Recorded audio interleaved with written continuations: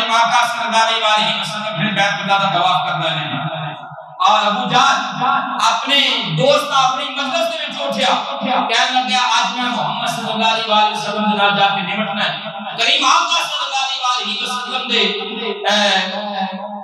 گل مبارک دے اندر گردن دے حضور صلی اللہ علیہ وسلم نے جو کپڑا لپیٹیا سی جو رومال یا صافہ سی چادر سی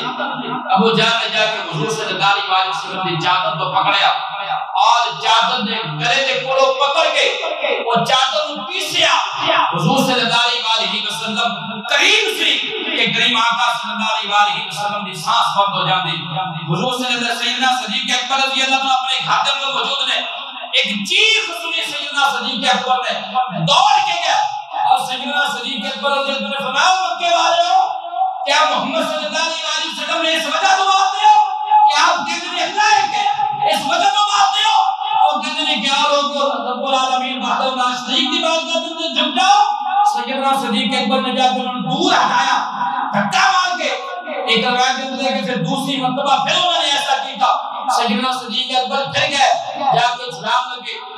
کفار مکہ نے کریم آقا صلی اللہ علیہ وسلم کو چھڑیا سیدنا صدیق اکبر کو پکڑ لیا اتنا ماریا کہ سیدنا صدیق اکبر کے خاندان والے سیدنا صدیق اکبر کو اٹھا کے لے آئے زخم ہو گئے سر پھٹیا اس وقت بے ہوشی کی حالت میں اٹھا کے لے آئے سیدنا صدیق اکبر جس وقت گھر پہنچے